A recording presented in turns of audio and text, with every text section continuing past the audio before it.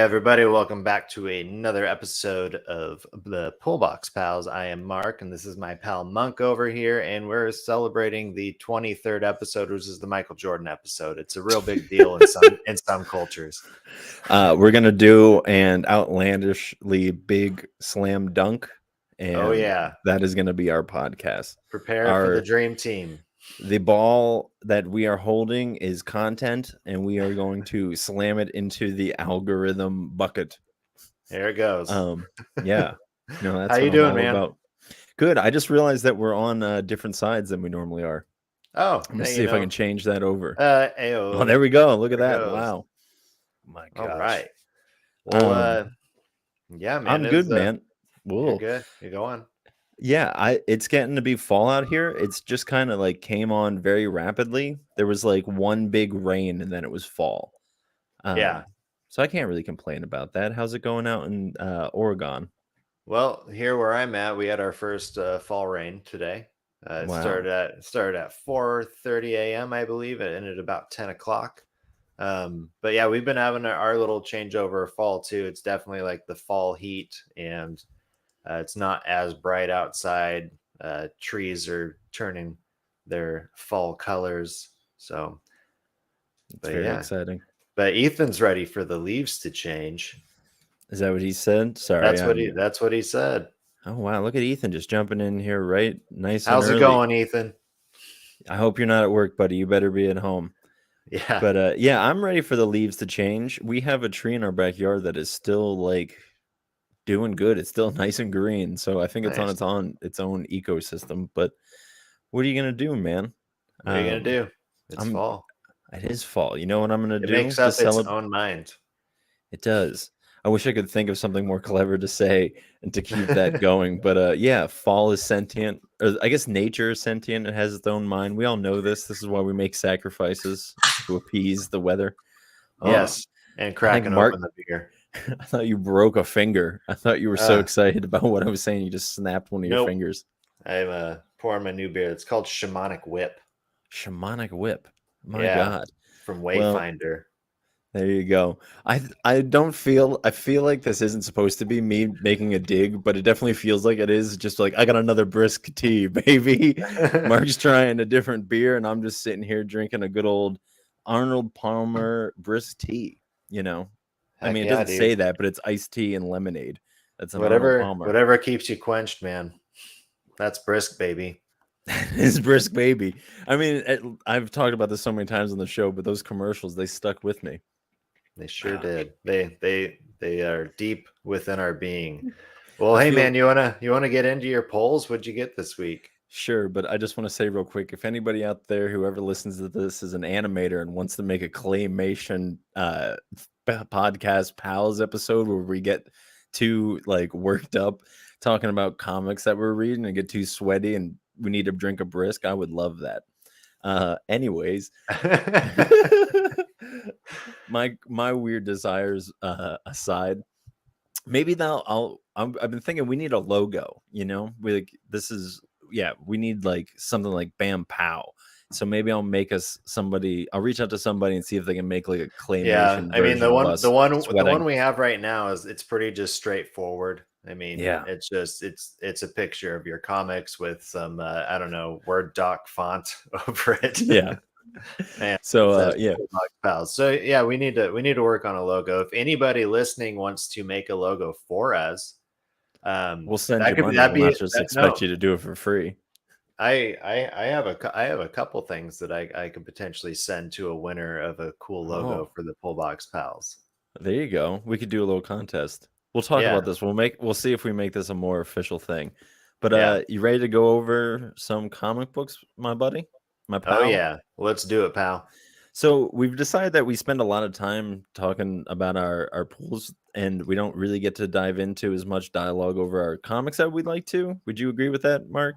I absolutely agree. I feel like we're always kind of rushing the things we want to spotlight more. So yeah, we're transitioning into, we will only be giving the details for issue number 1s that came out this week, that if we got them. We'll still show our polls real quick, but we're not gonna get into them. So Yeah. All right. Well, then I will be first with these are all things that I've currently reading. And so if you, like Mark just said, if you've, been listening to the podcast, you know that we've been talking about these. But this is okay. First one is End After End from Vault Comics. The second one that I got, which I'm always stoked about, is Ant-Man #3 from good old Marvel Comics. I just can't help but think of Paul Rudd's like commercial, kind of digging on the boys. Yeah. No, I don't think. Anyways, Oh, was it on the cruise ship thing? just about like shrinking down and then going up the anus of Thanos. I'm aware of what you're talking about, but I never Yeah. watched it. Oh yeah. Mostly because I'm a child and I giggle really loud at the word anus. But yeah, Anus. this is the rest of these are gonna be Image Comics -1, but this is I Hate This Place #5. I've been loving this, so super stoked that this came out. I would assume that we're getting close to finish on that, but I feel like that's a series that could go on for some time for sure. Yeah. And this is something that I would assume that we both got. Let's see. 8 Billion Genies Oh #5. yeah. And you got the variant. I did. My shop was out of normal ones, man. This is such a popular comic. I think I heard recently that issue #1 is on like its 4th printing or something like that. Yeah, no, like I think if you go back to, I don't know, this episode 23, we'll say like episode 2021, I think I had mentioned at that like they had reached their 2nd printing of issue #1, which I think was like a new thing for Image. I don't think that they do that like ever or that often. I remember when I was buying issue #1, I was so like meh about like whether or not I was gonna jump on it, and man, I'm so happy I picked it up. I'm sure I would have at this point because I've just heard such good stuff. But yeah, 8 Billion Genies. We've talked about it a whole bunch. And here's something I have talked about a whole bunch. I'm just gonna pull mine out and get it out of the way. But you go sure, ahead. yeah. Let me see. No, go ahead, because I wanted to see what the there you go. God, that's cover is so much better than the one I got. I'm so bummed. Yeah, because you've gotten to get all of the main covers, right? Yeah. No, I saw the variants for it. I guess this is a comic worth talking about because it is so great. And we just said we weren't going to talk about our pull list, but yeah, 8 Billion Genies. If you're not into it already, like you should be. It is just a hands down so like just great series. Has not disappointed. I wouldn't say it's been all rise, but it has just been consistent in like the way it jumps from period to period of this story, and it's just been done wonderfully. And like honestly, like not that much time has like passed in the series so far, and so it's still like relatable. I feel I feel like shit's about to hit the fan. It's definitely going. It's issue 5 of 8. It has to hit the fan. Yeah, God, I really want to get. I hope they do like a hard cover back. I would love that with like other art or like whatever variants and all that stuff. But yeah, that's like a prize worth giving out too. Yeah, I'll take that. Yeah. Image Comics, if you want to offer auction that off for some, I'll post it on my Instagram story or something like that. Heck but yeah. This next one isn't new to this week. It came out a couple weeks ago. My shop just didn't have it for me. I love this cover, and this is That Texas Blood #17. I could sit and talk about this for forever. So great comic. I've talked about it probably in every podcast that we've done. So so those are the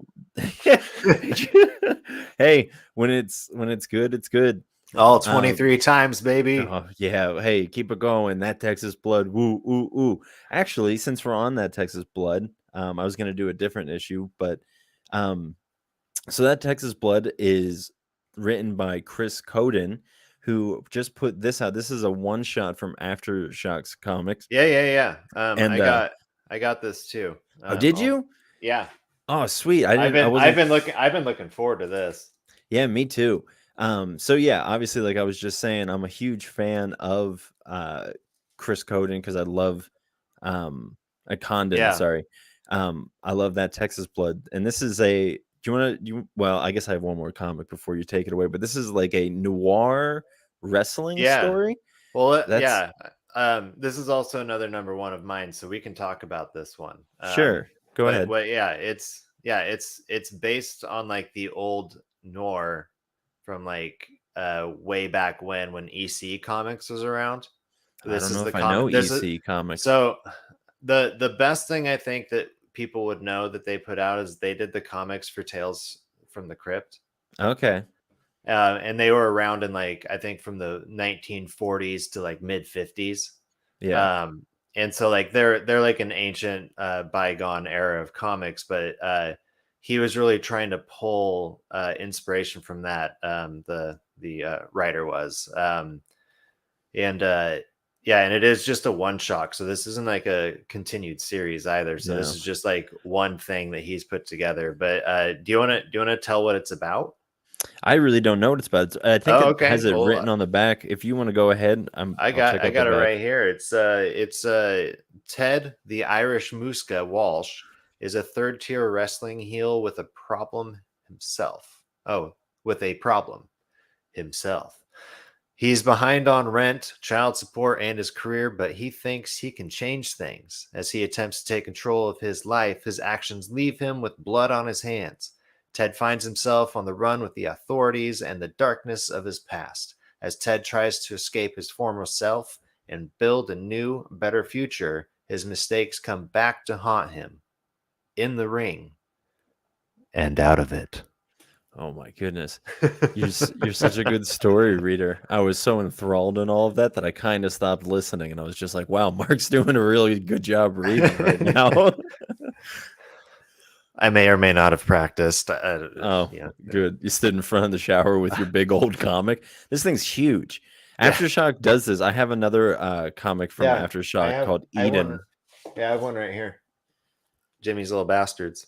Is that Aftershock again? Yeah. Wow. Man, Aftershock is doing great stuff. So I'm very excited. This is just like so many of my favorite things. Like I was gonna say wrestling is probably my least favorite of like all the combinations of everything involved with this. If Anthony doesn't have this comic. Oh yeah, we definitely have to. Well, I saw our good buddy Andy Hedder at the comic book shop today, and he Shout had out this to as Andy. well. So yeah. Oh yeah, Andy would definitely have that. Yeah, 100%. So I'm excited to see what he thinks about that. But yeah, it's a thick guy too, so that'll be a lot of fun. Yeah. I have one more comic Yeah. before I throw it over to you, and it's called Flawed Number One. It's from Image Comics. Let's see who's involved in this. It was written by Chuck Brown and art by Prenzi. Lettering is Becca Carey. Yeah. So I have no idea what this is about. I just kind of wanted to pick up a number one just because sometimes you just take random chances. It's definitely gory. I'm looking through it. The art's really good. There's a man with a knife through his head and then like, gets shot in the head. So there's a lot of gore in this. But yeah, it looks good. I really don't know what to say besides that. But Can you show me the cover again? I can't. It kind of looks like a detective-y kind of Oh thing, yeah, but yeah, I don't yeah. really know. Is that a knife on her thigh?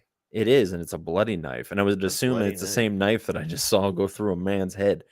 Ooh. Oh, comics, they're so violent. But They are. that's all for me, buddy. What did you get? All right. Well, I'm gonna go ahead and start off with my my Marvels. I got Defenders number 3. Nice. And then this one looks interesting. We had talked about last week, like when's the next Thor coming out? Thor came out this week, and Venom's on the cover there. Oh, nice. Yeah. Shout out to Venom. Yeah, Venom's going to be talked about here in a little bit by me. Oh. And we'll briefly mention. I got Star Wars Dr. Aphra, which is one of my top 2 favorite Star Wars series out right now. Nice. And last is the new Han Solo and Chewbacca. That's issue 6 there. And I got a couple more non-number ones. I got the next Beyond the Beyond from Scout Comics. This is issue 4. Nice. And let's see here. We got you didn't get this one, but I think you dropped this. New Think number 4. Oh yeah. Yeah. That cover So looks really cool. I like the premise of it. That's probably been my favorite thing out of everything I've seen about yeah, them, but or that yeah. series rather. The covers are by far the highlight of the comic itself. The covers have just done a really good job of telling you the story that's inside in just that image, and so I kind of expect to get uh, something of the likes of going back to prehistoric times, but still having technology. Yeah, or I kind of get the vibe from that like a post apocalypse, like him talking about technology, being like, we Yeah, used to have a phone you could touch, and the last thing anyone did with it was phone stuff. We called it a phone. yeah. It was a phone. You pushed buttons. You didn't touch a screen. Sometimes, like I'm still old enough to have had an operating rotisserie phone. Oh wow. Yeah. I've definitely used one, and my family never owned one, but we knew a guy who had one. Oh yeah, we had one down in the downstairs office in my Wow, dad's office. Yeah. that's a good place to Um, have one. it is. It's actually really the only place you should have one. Somewhere downstairs. Um, all right, so my next number one. I've been looking forward to this one for a while. Um, I don't remember when I first like came about it. I may have seen it as like in a preview on or something. But anyways, it's called well let's do this. It's by Declan Shalvey with Clayton Cowles, and it's called Okay. Old Dog. I pick Yeah. this up. Yeah. So yeah, the letterer is Clayton Cowles. And the writer and artist is Declan. So that's pretty Nice. cool that that yeah, that Declan's doing the two main He's doing things, but double duty. he's doing double duty. But what this one is, it follows an old dog named Jack Lynch. Not like a dog, just like an old dog, like Yeah. the old police Yeah. officer, old retired police officer type guy. Oh, I'm an So old dog. but this Or guy, he grizzled. was a he was a once promising CIA operative, and on the eve of retirement, looking back at a field career, he is tasked with one final mission that goes horribly wrong. He wakes years later to a changed world with an even deeper changes within himself. When a shadowy group offers Lynch a second chance for a life of adventure, he finds himself paired with the last person he could ever imagine. In order to Satan. adjust, this old dog will have to learn some new tricks. Man, you're just on point tonight. I just showed a comic. I'm like, I don't know what this is, but I bought it. And you have I like, told you I prepared in like a perfect way for this week, you and did. so here it comes. So this is a new 6-issue miniseries, and the writer and artist Shelby said that for him, Old Dog has returned to the bold, moody, action-packed storytelling that he's enjoyed, with each issue detailing a new adventure, an opportunity to draw something cooler than the chapter before. Um, Nice. but yeah, so I'm pretty excited to get into this one. I really like the cover. Yeah, it seems like right up your alley. Yeah. Sometimes I feel You old dog. sometimes I feel like an old dog, Yeah, we should put you My down. bones are creaking, You wearing a diaper? I'm wearing a diaper. Oh man. Yeah. So yeah, it's right up my alley, the old Good. dog. And this Maybe that'll last one, replace a righteous thirst for vengeance. It seems like it's something probably akin to that, something in that okay. same kind of vein. Okay, first off, no, Nothing can nothing can replace it. replace nothing can replace a righteous thirst for vengeance. But I do Oh, need that's some. funny. I do need something new to cling to. So, and this last one, I'm also pretty excited about. One of the creators is also one of the creators for West of Sundown, and it's Hmm. Tim Seeley. He's also got this out with Fran Galen and El Torres. Let me get you a little more there. El Torres is the letterer, and then the artist is Fran Gallen, and then yes, the writer is Tim Seeley. It is called The Roadie. Oh, Yeah, and this Dark one Horse. comes from Dark Horse. I forgot to say, Old Dog came from Image, but Yeah. yeah, The Roadie is Sweet. from Dark Horse. I've also been looking forward to this one as well. I think I first saw it announced maybe in the back of maybe it wasn't in the back of West of Sundown. Maybe it was just because I got into I got back of a normal book. I got into him, and I may have seen this again on some website. But this is a 4-issue series, and nice. I really like this premise.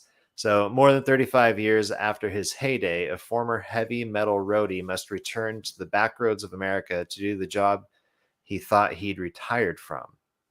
An exorcist. But this time, he's not saving groupies and drunk bassists. He's trying to save his daughter. Oh, no. Yeah. What if she's a drunk bassist? It's just a double whammy. Man, he's like, this is everything I ever knew and more. So you're saying that the drunk bassist might be a the drunk daughter. Bassist. Yeah, might be. Yeah. Well, we'll see. He pulls off a mask and it's his just daughter's face, a man mask. It's like I don't know. Like she's in like a Slipknot, not a Slipknot, but like a gore type band where they wear like masks and outfits. It's like, who's this shooting body fluid all over the crowd? Wait, that wasn't wrong with Slipknot. Slipknot wears masks. Yeah, and like face makeup. Yeah. They got a good diversity of things they do with their faces. Face coverage. Yeah, face coverage. So Seeley had to say of this one that he wanted to tell the story of the unsung hero of the 80s satanic panic era. Okay. Yeah, that's a cool idea. So he says the roadies who supported all those metal bands not only by tuning their guitars, but by casting out the horrific demons they accidentally summoned with backwards lyrics and screaming riffs. Yeah. So Joe D. Joe D. Who? How do you say it forwards? I like doing bad things. I was going to suggest it maybe sounded like a backwards skiddity bop. Skibbity bop bop. The bop bop bop. I don't know what's happening. But anyway, Seeley continues in saying that Joe D, who I assume is the main character, is the seventh son of a seventh son, and though he once stood next to greatness, he now wallows in obscurity until he gets called upon to return to the past he thought he'd left far behind. The roadie is part hack slash, part revival, and all heart, with Fran Galen doing something absolutely with rock and art. My goodness. Yeah, so that sounds like a fun time. Yeah, it does. It sounds like a great time. So I'm excited to get into those. And what was your other number one again? The Flawed. Flawed. Yep. I wanted to hear about that one. Maybe next week. I'll post about it on my Instagram over at Stone Dan Nerdy. Heck yeah. Yeah, we've been doing a few more reviews lately. It's been good, man. I try to do it right after I'm done, which probably isn't the best because I like to sit on it, but it's also I'm not trying to like go super in depth. I want to just be like, I enjoyed this. I thought this was good. Just kind of point out because I sleep on it. Do you? Yeah, it's probably the best. I read it. I put it under my pillow. I sleep on it. Wake up in the morning. Flip back through those pages, and then I sit down and write typically a review that is TLDR. Good stuff. So we got two comics that we're going to be talking about together this week. Which one do you want to talk about first, my friend? You choose. Let's birthday. Sure. It's not my birthday. But that's coming up, you know. No, it's not. It just passed, didn't it? Well, it's coming up, and it's coming up in about 6.5 months. But you know, there you coming go. Up. But yeah, let's reach into the back pocket of the past, and let's talk about this new one from our old pal R.L. Stine. New one from an old pal. Let me see your cover. Do you have your cover with you? Yeah, it's in right here. Oh yeah, right. God, do you still want to trade? I don't know, man. Now that I've read it, wait, gosh, I keep doing that. Now that I've read it, they're on opposite sides based on the screen. You know, it's not like looking in a mirror. No. Yeah, no. After I've read it, I love my cover. I guess I'll just pull it down for the boys and girls to see. Did you see the cover that was done by the guy who did like the Goosebumps covers? No. Yes, it's very good, and I'm Hold up. so bummed because uh, I'm gonna checking it out right now. I'm not happy with this cover that I got, and you said that you liked it, and I was wanting to trade. I should have looked at my shop and saw that they had a different one. It's fine, but it's just like very gory, and it's not like the most. I mean, it's great, but it's not Okay.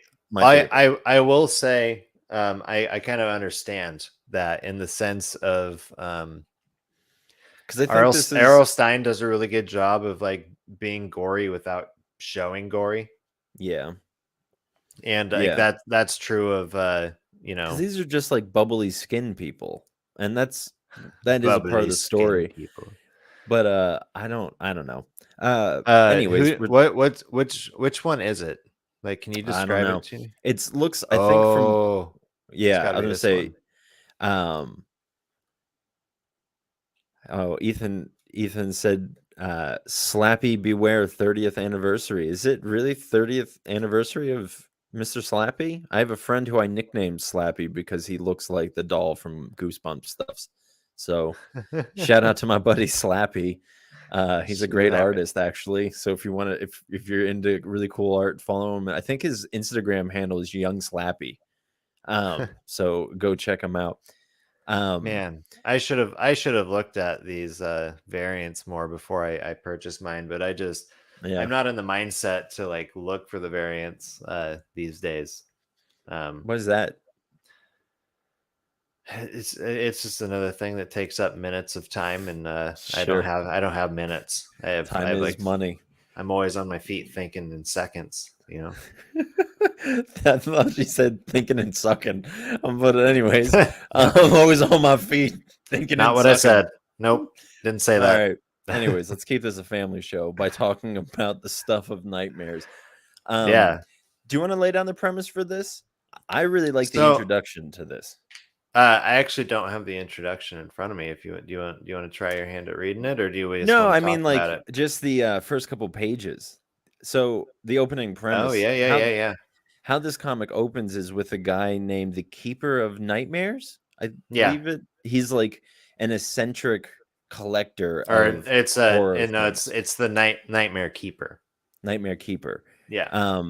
I really liked him. I thought that he was like a very uh yeah, interesting. He's only on here for like 2 pages, but I was like, "Ooh, what are you about?" And you can kind of see like his face is hidden, but you can see an outline of him, and I have yet to do this, but I'm going to Google a picture of R.L. Stein and see if it looks like him from the side because I feel like that would be something that he would call himself as Yeah. the Nightmare Keeper. Yeah. Well, and so I guess kind of the premise of this is that like it is an old familiar horror trope. So like this is like the only I don't even want to call it a downside because this is just what R.L. Stein does. Like all of his stories are a play on an old horror trope. Like Mm, every single one of them. I remember like his take on like Phantom of the Opera and like watching that one on TV as well, and it was just like, yes, it was a new idea using an old character, but in this, he's using an old horror premise, I would say, mhm. in that like essentially this is kind of a Frankenstein type story, but on a larger scale. Yeah, or maybe not even a larger scale. I think it seems like more of a modern, and I know it's like usually like a cop out way of saying it's like a modern take on Frankenstein, but it's not that necessarily. It's more of modern science because I think in Yeah, yeah, yeah. science fiction of old they didn't be Well, like, oh, we screwed up 1,000 times, which is part of this story, but I they would guess be like, another way that I could put it though, in that like what I guess what I meant by saying on a larger scale is that like this is the story of Frankenstein with modern science in the case that Frankenstein didn't turn out right the first time. yeah, or the Yeah, first 20 times, yeah. yeah. So because there we are introduced to that little cute one, Frankie. Yeah. Let's not do too many spoilers in case, Frankie's not whoever wants to. Frankie's not a spoiler. No, just saying introducing Yeah, to Frankie's nothing. What does that yeah, mean? Frankie, it could be a Frankfurter, it could be a hot dog kid. yeah. It was just like came out and he's just like, you remember the Weenie Mobile? Do you remember that? Back Yeah, in yeah, yeah, my yeah. back I in have my I have the day, Christmas ornament. I had a whistle for the longest time. It was in my dad's truck. I'll have to ask him and see if he still has that. Anyways, Does he have the same truck? no. Oh, well, yeah. So that thing is probably long gone. It's still on that same truck, man. It's still Yeah, there. that's true. I'll have to hunt down the truck. This will be my hero's journey. I mean, But you can still get those things if you need a new one. maybe that's my birthday's coming up, so maybe you can get that for me. A nice hot Wienermobile whistle. It's got to be the small one. Nothing like Yeah, no, it's like the yeah, one you see in the first Santa Claus movie with Tim Allen. That's sure. what I the watch that step all the time. that's what the stepdad wanted. Like Oh, he wanted, really? like when he was telling his story when he was about like when he was a kid and stopped believing in Santa Claus. It's when he Oh didn't get his no. Oscar Mayer weenie whistle. Wow. My wife's calling me right now. Oh, that's good. Do you want me to you can answer that and I'll just talk about this story for a little bit. Oh no, it's okay. I'll call her back. She just probably like doesn't remember I'm doing this right now. Oh no. That's okay. That is I can okay. yeah. Um But yeah, go on. What are you gonna say about stuff for nightmares? I I was just gonna ask you A, how you thought about it, and then B, uh yeah. Well, you know what? Let's just start with A. How are you feeling about this? Do you you look like are you everything all right? Or sorry. Yeah, no, I'm gonna text my wife just to let her know like Yeah, make sure everything's okay. yeah, Let me just we're talk good. about the main premise of this. There's a couple out on the beach. So how it's set up is the Nightmare Keeper just kind of introduces that he's going to be telling a spooky tale, and it seems like he's going to be. I don't know if this is an anthology series or if this is just going to continue to follow this story that we're on now. I'm not 100% sure on that. I would be fine, honestly, either way. Probably honestly would prefer an anthology series because Yeah. I do you know if it's which one it's gonna be? Uh all I know is that I know the next issue is following the same storyline, but I don't know if each um like arc is gonna be the same. Okay. Like I'm wondering if it's gonna be an anthology in the sense that like maybe after this first arc is done, they move Uh, on. He's got ideas for yeah, something that wouldn't else. be bad. I don't know. So how do you gave it a pretty high rating on your Instagram post about this. Oh, I guess It did, yeah. I started telling the story and then just drift off. Let me just finish Yeah, that. yeah, yeah. So a couple out on the beach, they hear some screaming. They go to investigate. They come across this like a hidden house, it's it's on the beach, but it's hidden. Um, and then they go in to investigate. They see that the people in there's up to some shady stuff, and then they end up getting locked in there. And that's kind of just where we'll leave that there. And then they come across some interesting creatures. We'll Yeah. just we'll Well, say it as that. yeah, this here's the thing. So I kind of played on this already, but Stuff of Nightmares, it offers like complex characters and a familiar, like reanimated of the dead story. So there's kind of different there is like the Frankenstein trope, but there's like other like horror genre stuff at play as well. Mm, Um and so yeah, for me it's just like this is R.L. Stein doing what he does best, but he's doing it in a comic format now and hitting a different target audience, which I mean, he's probably just targeting the same people that he wrote all the Goosebumps books for, which is, yeah, millennials. So, yeah. And and I would assume that this is I again I never really read that much of Goosebumps, but I would assume this is a little bit more mature than your average Goosebump tale. yeah, I mean, like, that's what I mean. Like, I believe his target audience is still the same, like, generation that he targeted with his Goosebumps books. Yeah, And so it's just, I think anybody who's in their, like, I guess I would have to say in their 30s and possibly early 40s at this point, yeah, um, that's who he's writing these comics for. yeah. Um, And and then the art is definitely reminiscent of like that time, and even it felt like like the cover of the Goosebumps books but it felt like somebody was taking a modern twist on them, or just somebody trying to imitate that, you know. Yeah. And then you mentioned the Crypt Keeper, or not the Crypt Keeper, the Nightmare Keeper. The Crypt Keeper keeps coming up. We are in spooky season. We are in spooky season. But yeah, you mentioned that, and like he is just this shadowy figure, and it's just like, is the Nightmare Keeper, is this R.L. Stine just putting on a persona? Yes. Hold on, because it 100% is. I'm sorry for those of you who are listening, but I did some research while we were talking. There is a picture that's a silhouette of R.L. Stine, or of the Nightmare Keeper, and then that is R.L. Stine. That is Okay. 100% him. The guy's wearing glasses. He has a big old forehead. And there's nothing wrong with that. I think that's awesome. I think he's earned himself the title of Nightmare Keeper, you know? Yeah. Heck yeah. I'm 100% for that. Good on you. Yeah. I mean, it's not like he said, maybe he didn't say that. Maybe the artist did it and like showed it to him. He's like, that's cool, you know? Yeah. No, that is cool. I like that he's doing that too. And you're right, he has earned that title. Yeah. I mean, because like genuinely, who, like, I can't think of another creative who has written as many horror stories as he has. Sure, they're puppets coming to life and like spooky ooze. Like, it's not like the most complex stuff, but it's still important to be reiterating those stories and keeping American folk horror stuff alive, you know? Yeah. 100%. It's a tale as old as time. So I don't know. You said complex characters. I felt like they were just confused sometimes, if I'm being honest. I felt like some of their dialogue was just I think what I was getting into with the complex characters is like, you have these two brothers. We don't know their backstory. They seem to have a complex relationship because the one brother isn't necessarily the one who's hands-on with the science experiments. Yeah. And you kind of read into that, and it's the same thing with Stella, their friend.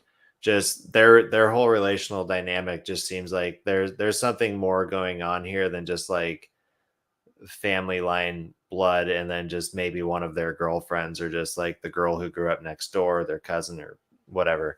Right. So just there's that, and then most of the story we follow, is it Shara and Diego? Yeah, I believe Like so. most of the story, like that's kind of who you're rooting for. And then at the end, we, after some trauma, at the We have end, a switch in character we have a switch. leads. Yeah. Switch We in have a switch in narrative, I guess. character leagues, and it's like this. There's this other kind of just mysterious figure talking to the police chief. Yeah. Like this person was mentioned at the very beginning of the book by Shauna. Is that right? Her name, is it Shayla? Shauna? I don't know. I think it's Shauna. Shauna, yeah. Like, I can't remember. Is it like McClare or something like that? Is like first mentioned, and then at the end of the book is like when we get introduced to him. And so it's just, I feel like, yeah, Stuff of Nightmares is setting itself up for success in wherever it's going with its story. I feel like it gave me enough to hook me in. And then yes, the art was just fantastic. It is kind of a playback to those times, as you said. Yeah. But yeah, it's just it's fresh characters in weird relationships, and I don't know, they have an impossible situation to react to, like so it's just, yeah, I think it's gonna go well. Nice. I'm probably gonna stick with it just because it is R.L. Stine. Yeah. And I might give one more and then see where it goes from there. But if they do that like serial, like every volume is a different story, I might jump back on it then. But yeah, for sure, it was definitely a good read. I enjoyed it. All right. Cool. You wanna introduce this next one? I feel like you probably, let me just guess and say that you really enjoyed this. I really enjoyed this. Yeah. I really did. Oh, you did post the review. I forgot. I did. Yeah. I gave pretty high praise to all of the reviews I did. I did it again. Did it again. Oh no. This Hey, one it happens to me. That it's wall fine. back there, I have I've had entire rows, multiple rows fall off at the same time. It's a terrible feeling. I don't like to admit it, but yeah, it happens. Yeah, I mean Those things aren't the best in the world. These sleeves do their best, but yeah, we're going to be talking about Eternus here, and this is from Scout Comics. Yeah. Yeah. No, I don't have my copy on me, so you're doing all the heavy lifting in terms of doing things. Because you just read it today, right? Like you got No, it. I read it yesterday. So I bought it over the weekend. I went in and to my shop. Okay. I'll talk about that in a bit. But yeah, I picked it up and yeah. You want to set up the premise and stuff? Yeah, so I honestly didn't really know what I was getting myself into with same. this one. I saw the cover, I saw it was from Scout, I saw that Circus's name was attached to it, and I was like, okay, like I have to hop in on this series. And essentially, it is about a period of our history that there's just a lot of dark areas of, and we don't really know how events played out. And so this series is taking place in 360 CE. And kind of the first tagline here is that the first thing they want you to know is that the great god Zeus is long dead.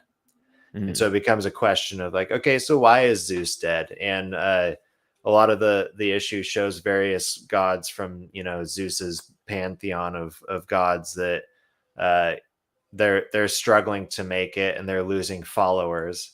And then at the same time, this is a period in history with what is on the rise, Christianity. So this is like the era of, you know, the founding fathers of Christianity, or at least the beginnings of it. Yeah. Or And they would have been a state religion by this point, I believe. Well, yeah, it's like, because like I think it's on its way to be. I think it was like 400 something that it became like the state religion. Yeah, that's so this is the period of time in between, like, okay, like Greek I guess religion of that time is dying off. But then at the same time, there's more going on that meets the eye. And yes, there's other gods that are still part of that pantheon that are alive, but they've come upon the killer of Zeus. And that's pretty much, you know, the bread and butter of what's going on with this series, is that the great god Zeus is dead. There's all these other ones that are somewhat still alive. Some of them are dead. Like there's one very famous one that like everybody knows, who dies in this issue, one of the Greek gods. And so it's setting up a really interesting story of like this battle between Greek religion and early Christianity. And I really, really liked it. I'm very excited for the future of this series. Yeah, I thought it was definitely very interesting to see this kind of weird, like, how do you say, like an interplay between mythology and actual reality, you know? Yeah. Which, you know, we both really enjoy. Yeah, and I'm very curious to see where this is going. There's so many people involved in this creative team. There's like 6 or 7. Yeah. That I Well, thought, and the way that it breaks down though too, it's just like it's gonna make sense once you read it. So like Circus and uh Levitas, so Andrew Levitas, they're both Hollywood directors. Like they have other mediums that they do. But this is a story that they have talked about doing, and they handed it out to the writers Don Hanfield and Anastasia Davis to kind of script it. So the idea comes from Circus and Levitas, but it is not written by them. It was okay. It was just an idea. Right, yeah. You know, they gave notes to them probably on the thoughts that they had, but then these guys are the ones who put it together. And then the art is done by a team as well of Andy Owens and Carl Moline. And the art is wonderful, especially like the backgrounds and then what's going on. And there's a certain panel that like stands out to me where they're the focal character that you're supposed to be paying attention to in that panel, like something's going on with them, but then next to them there's just this like other person with no name and just in the background, Mhm. just totally reacting to like what am I watching here? Like what's going on? Yeah. And so it's just even like those things drew me into the story as well. So yeah, like the backgrounds and the characters, they're all very like well rendered in what they're supposed to be. They're well displayed. Um, you know, yeah, I don't know where to define like 0 and 1 in this, but there is a place in between 0 and 1 where like you shouldn't be stuck in a panel, but you also shouldn't have to be going past it so fast that you're missing the pic like Mm, the whole story of the picture. And I yeah. feel like this one just, I don't know, not in the way that A Righteous Thirst for Vengeance did for me, but close to. Just very much you can get so much story by like reading the speech and thought bubbles and narration boxes, like reading those things, but also soaking in and moving to the next panel at like a very steady pace. Yeah. At least that's how it was for me. I know it's probably not the same for everybody, but that's one thing I enjoyed about it. Yeah, I would definitely say the art was very like submersive into that world. I definitely felt like I was, yeah, I don't want to say like it felt like a little bit of like the Hercules art, maybe a little bit like more developed, like the Hercules movie. It felt like it Yeah. was taking hints of that and like developing it farther. I don't know if that's Mhm. intentional or not, but that's kind of what how I'm remembering it in my mind's eye. But Yeah. yeah, Well, I'm I mean, kind of to sum it up though, too, it's just like this is a story that's like a little bit of like a murder mystery, and it's mixed mhm, with like a story of like revenge and justice.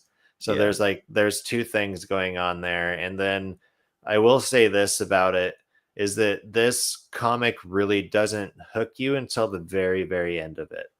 Yeah, I would agree with that for sure. So it's just it does take some patience to get through like the first, we'll say 75% of it, because Mhm. it is it you are trying to figure out what's going on in that first 75%.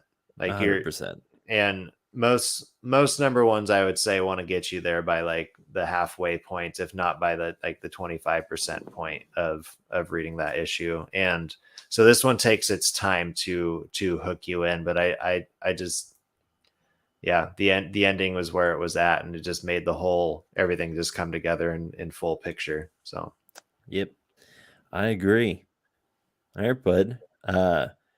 Do you want to get into? Or no, I did I do my pools first? Yeah, so I'll get into one if you yeah, don't yeah, mind me. So this past weekend, the town that I live in does this thing annually called a Borough Day, which is like essentially like a town yard sale kind of thing. It's on the main street, bunch of local vendors set up shop. And yeah, so it's just a fun time to go around town and just see what everyone's up to and what's for sale and all that stuff. nice, And the comic book shop had a local comic book uh, author there, and they had done some other creator, comics creator. Yeah, well, they are an author. The art in this is by somebody else, but yeah, I wanted to get him to sign it, but I was too shy to be like, "Can you sign this?" So I'm definitely kicking myself for that. But they have done other comics, so I'm sure I will see them again. But this is the first one that I've got by them, and it's called Cenergy, and it says Volume One. And okay, if you follow me on Instagram, you'll know that I did a little bit of a review of this there. But it follows these two twins. The premise is fantastic. It's the premise is that every X amount of years, the embodiment of light and darkness have to have a battle, and it's essentially for huh, the sake of the universe. If light wins, then darkness will continue to allow light to expand into it. But if darkness wins, then it consumes the universe and it collapses and causes another big bang. yeah, So that makes it's sense. yeah, it's very interesting because it's like, oh, we had a big bang, so that means that he lost it, or light lost at some point, Yeah, but so yeah, every every X amount of years, those two entities or whatever polar opposites become embodied in twins or something like that. Maybe it's not always twins, but the past couple times it's been twins. And yeah, then they fight, and so these twins are born with like magical powers, because they're cosmic beings to some degree, and they are kept watch by this group called the ASS, or the Apocalypse Secret Service, and it says ass, so that's a silly joke. But I think they both turn 18 in this issue, and so for the they get a wish, or they get a birthday wish or whatever, and the guy asks for a sports car, and the girl asks to go to high school because she's never been. They're always homeschooled by the ASS, and yeah, so it's just, so there's some high school drama involved mixed with them yeah, figuring out who they are and stuff like that. And then at the end, they decide that they want to use their superpowers to be superheroes, and they make costumes, and away they go. So this is one of 5, and I'm probably definitely going to be staying on this because it's local. I'd love it because in the cover page, there's an advertisement for my comic book shop. So I'm like, oh, that's just so cool. Oh, that's awesome. Yeah. So very, very stoked on that. So just wanted to give a shout out to that. I didn't even say who it was by. My bad. It is by Rachel Fisher, and the artwork is by Haley Stokes. And Haley is a good friend of Anthony Blackwell, and she did a bunch of work for him. So yeah, awesome. That's such a fun. It's such a fun little community. This little world. But yeah. So that's that, man. How about you? What have you been reading? Oh, you're taking a drink of your beer, getting ready. Hey, don't drink all that because you don't want it to vanish. Exactly. You hit it, man. We're gonna talk about Vanish #1. I was pretty excited about this last week when I got it. And I told you before we started that as everybody who was watching saw earlier, I had a comic book fall from here. We talked about that. This one fell, and it got damaged up here right above Stegman's name. So that's unfortunate, but it's a memory. It's the cost of using your comic books as wallpaper. Exactly. But yeah, so this one comes from Donnie Cates and Ryan Stegman. They've been working on this for like quite a few years. Let me show you the cover again. It's pretty dope. So I think that they first collaborated in 2018, 2019 with Venom. Okay. And then from Venom. Yeah, and so then from Venom spun King and Black that they did together, and then they did the one issue of Null, who Null is the King in Black, yeah, I believe. King Venom, King symbiote. Yeah, the king of the symbiotes. So yeah, if you were a fan of those, like you'll love this comic. It's okay. I don't know. I was pretty excited. Kate said something to me like when I was midway through like reading it, and I don't even think I looked at her. I just think she saw the look of joy on my face and realized like, oh, sorry, I should let you finish reading this comic. And like a good little comic shop boy. I really got my nose into Vanish. So this issue, I guess this series, it's messing around with like traditional superhero tropes, but if you were to mix it with like a world of Hogwarts and Harry Potter.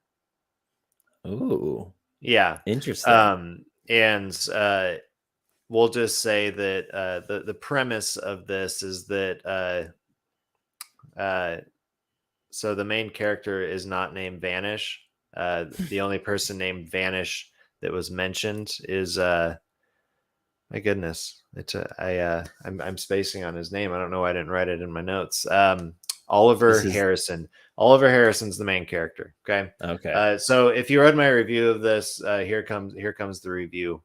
Just straight from the horse's mouth. Let's hear it. Oliver Harrison. The issue starts off with him just kind of like walking through an alley he just finished drinking a 6-pack of beer, and he has another 6-pack of beer in his hand, and he's kind of just talking about like, look at this trash that I have become.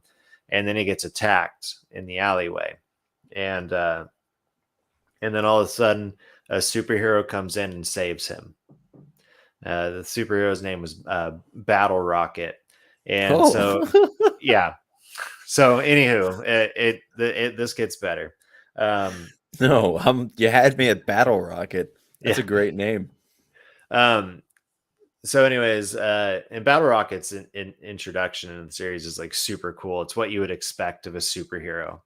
But anyways, Oliver Harrison is just like looking at him, and he just says like, to Battle Rocket, like, I know who you are. And he like pulls his like shirt collar back and reveals this like flaming tattoo. I think it's a raven. And like, it's a callback to this like Hogwarts type place that Oliver grew up in. Okay. So Oliver is the chosen one. Oh, and he enacted his act as the chosen one at age 14. And now he's like, now he's older and getting beat up in alleys and spent and doing, taking any cocktail or whatever he can get just to help him numb that he's just a washed up chosen one, essentially. We should have called our podcast Washed Up Chosen Ones. Yeah. So anyways, what happens in like this Hogwarts type world, which it's called what is it called? I don't know, but I like that little drum solo you did. It sounded like you were playing on a hi-hat. And what Everlast? No, not Everlast. Man, I just need to pull up. I got this. I got this. This is Mark's thing he has to look up for the episode. That's good. This sounds like a super interesting premise. I saw I saw it when I was at my comic book shop, and the cover, it looks very like 90s reminiscent. So it's understandable this would be trying to do some tropes off of the 90s stuff. Yeah. So it's okay. So it's called Everkeep. That's Everkeep. There we go. Everkeep. And so then this, like, in the school that he went to, that's like Hogwarts, it's in the Mistlands of Everkeep. And anyways, going back to the day when he enacted his like, chosen one, like defeat the evil person thing. So essentially, like, he did what Harry Potter did to Voldemort, and then instead of fleeing in fear, like the followers of Baron Vanish, this is who the Voldemort type person was. They all fled together and like went and planned. And it turns out that Battle Rocket was one of these old followers. They're called the Hollow. And then essentially how this ends is Oliver gets on his old gear, from his magic days. His glory days. And he says, all right, if they're going to play the superhero, I'm going to have to play the villain. Oh. Yeah. Oh, there you go. That's an interesting one. So I'm really excited for it. I mean, I'm obviously a washed up chosen one becomes the villain. That's a good premise. But he's not really going to be the villain. He's going to vanquish these like evil follower people who are just playing superhero. That's true. So it's such an interesting premise, and I read a few reviews from Cates and Stegman, and just like their excitement that they've put into it, and just how much fun that they've had creating it, and it made it come more alive for me. So, but yeah, awesome. So just kind of a couple bullet points here. It's just, it has mystery. It's a robust world that's worth exploring, and the protagonist you will cheer for as he disassembles the superheroes. Nice. And it is just visually stunning. This is actually one of my favorite things. The inspiration that Stegman had for this, because this is his first Image comic, his inspiration was like early Image comics such as Spawn. Yeah, so you get this like 90s, like, very elaborate, like kind of overboard, excellent art. So I really like. I think if you saw my Instagram post, I included a few shots, and I think one of the shots I included was of Battle Rocket's entrance, Okay. and I'll have to go back and look at that. it very much reminds me of the like those 90s like superhero comics. Good old Battle Rocket. Yeah. But yeah, this world just seems to be like it's going to be really big. And I also read that Stegman and Cates are talking with some other people who might do some spin-off series from it as well. And I'm trying to remember. I think it's 8 issues. Okay. Yeah. Nice. But yeah, and it's edgy as hell. That's all I can say about it. So it sounds like it would be if it's reminiscent of like all those things, early Image 90s. Yeah, that's what it seems like it would be. And it's just, again, like once you can get kind of past because here's another thing with just any story that you read, it doesn't matter. It's all lifted from something that came before it. Like it's like everybody drew inspiration from something. And so like once you can get kind of past the fact that it's like it is paying homage to kind of like Harry Potter, but it's more of like a Harry Potter world that like kind of went wrong rather. Once you can kind of get past of like these things that seem like they're lifting from other original content, I think you can get really sucked into this story. So I'm pretty excited about Vanish #1 here, or nice. I guess #2 that will be coming out later. Awesome, man. That's sweet. Do you mind if I just talk about one real quick? Yeah, get into it, and then I have a shout out to just something I'm reading through right now. So awesome. So this is I probably won't go into the story so much of this. I might save this for later, but this is Azza the Barbed from Scout Comics. So I don't like I said, I don't really want to go into the story too much, but the artwork is phenomenal. And so much so that I was reading through this and I thought, because of this opening splash page here, it tells a lot of the story of what's going on. Azza the Barbed is somebody who I guess there's a ritual in this society. They have to like touch something and they either get tattooed with black ink or they get tattooed with white ink. Obviously one means you're pure and the other is like means that you're evil. So she gets black ink and she's excommunicated, and the story is pretty much following that. But here's where it gets interesting. There was a printer error, and about half of the book doesn't have dialogue in it. So it is just I like that. But it's an error. There's supposed to be conversations happening here. I made a post about this on Facebook, and the author was kind enough to reach out to let me know that when issue #2 gets sent out, they're going to reissue #1 with the missing dialogue from the second half of the book. So yeah. So it was unintentional that it got released unintentional. Oh wow. Yes. Well, keep that one safe. Yeah. I was talking to my comic book guy about it, and he's like, "Oh yeah, thanks for reminding me. I got to go take those off the shelf." So he went and grabbed the rest of them. But yeah, it's a bummer because the art is really good. The story seems really good. I was so engrossed in the art that I just figured that they just stopped, that they were just using pictures to tell stories. I didn't even realize that it was literally over half the book that was missing. I wonder how that happened.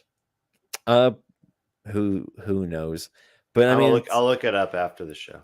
Yeah, I did read an article about it. It didn't go into too much detail. It just was reassuring that, they would be sent out and we would get free copies, I'm pretty sure, something like that. But yeah, besides that, I was really enjoying this story. I thought it was really cool. And like I said, the art is fantastic. So that's I just wanted to cover that real quick because I thought that was an interesting little happenings.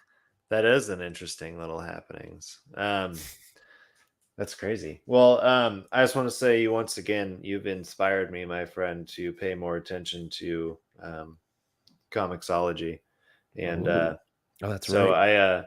I had advertised on mine another one from Scott Snyder, which is that's who wrote the ones that you've written, right? Yeah. So maybe I should. This is a comicsology exclusive, right? Yeah. So it's by Scott Snyder, and the artist is Francis Manipool, and it's called Clear. Yeah, I saw this. Man, I should probably jump on that. Then I can have like the trifecta of Scott Snyder comicsology comics. I don't really want to tell anything about it other than like I'm really enjoying it, and it's like an old detective story that takes place years from now. Okay. And it's just really good. So if anybody else is reading it, I would love to chat about it. I might chat about it more next week because I'm going to try to finish it. It's 6 issues. It started releasing last year. So is it like the trade paperback version of it now? Yeah. So the one that I have, it says issue 1 on it, but it's also the cover of what actual issue 1 is. Right. But no, it's really exciting. I'm really enjoying it. And so I will be talking about it, but I just wanted to give that shout out to you for inspiring me to read more comicsology. And also, thank you. I might read that. So got another good Scott Snyder read. So yeah, I really like the stuff that I'm reading of him. The Barnstormers and Canary. So I haven't yeah, read Canary yet. Did you read Barnstorming? Yeah, whatever it is. What'd you think? I like it. It's different. Yeah, the art is very interesting. That's what I like about it. It's just like it feels very old timey. Yeah, it really does. So I think we should definitely try to get Hell is a Square Circle read for next week, because I want to talk about this thing. This is gonna be dope. But just a quick shout out. I forgot that I wanted to do that. I've been reading Public Domain. I just read issue number 4 a couple days ago, and man, it's just getting better. I would definitely encourage you to pick up the trade paperback of that when that comes out. Yeah, I don't want to go into too much of the story, but it's essentially now going to be about a little like a Sun and Pop comic book publishing versus essentially Marvel Comics. Okay. Yeah, so it's very good because not a lot of the characters are like perfect. Everyone's kind of flawed, but it's not like grotesque, like everyone's a drug addict kind of flawed. It's just like normal human beings have, shortcomings. And so it's just interesting to mix that in with like trying to essentially it's going the dad who was the original artist of this comic, he's upset with where it's gone and how it's just turned dark and gritty and doesn't have the same hope and light in it, and kind of he has the publishing rights to essentially publish his own versions of this comic. So he's going to do that and try to essentially redeem the comic. So nice. Yeah, it's going great. So shout out to Public Domain for sure. Right. But anything else you want to shout out before we land this bird? I think that's it, man. I think you can land this bird. All right, let's.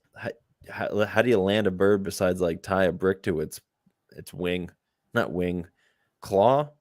What is a bird's foot called? That's it right there. A bird's foot. It's just a bird's foot. There you go, everybody. Rub your lucky bird's foot because it's the end of the pullboxpals. It's landing time. Wow. All right, I'm going to sleep. Or something's going to happen after this. But everybody, thank you so much for hanging out. I don't know about you, Mark, but I sure had a fun time talking with my pal about the pool box. Oh, I had a great time, my friend. Good. Great time. Good. I was worried that you were going to be just like, no. No. Yeah, I don't know what comics are coming out. Oh, and we're definitely going to be talking about 8 Million Genies next week. So come back for Hell is a Square Circle, 8 Million Genies. And yeah, whatever else I decided to get into and whatever else you decide to get into. But if you haven't yet, make sure that you subscribe to us on YouTube, give us a like on Facebook, follow us on Instagram and Twitter, and also TikTok. We are all over the place. We are all over the place. My goodness. Yeah. And if you're listening to this or if you watch this, if you normally watch it, go to a streaming platform and give us a subscription or follow or whatever it is. It's a good idea. If you normally listen to it, go to a YouTube and give us a subscribe. We really need to boost our YouTube numbers. We can do better than 8.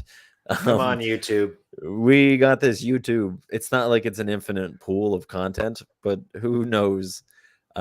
Anyways, we appreciate you guys being here and hanging out with us. It's so much fun. All right. Yep. Mark, I will see you next week. Same pool time, same pool channel. Cheers. Cheers. Dudes. Cheers.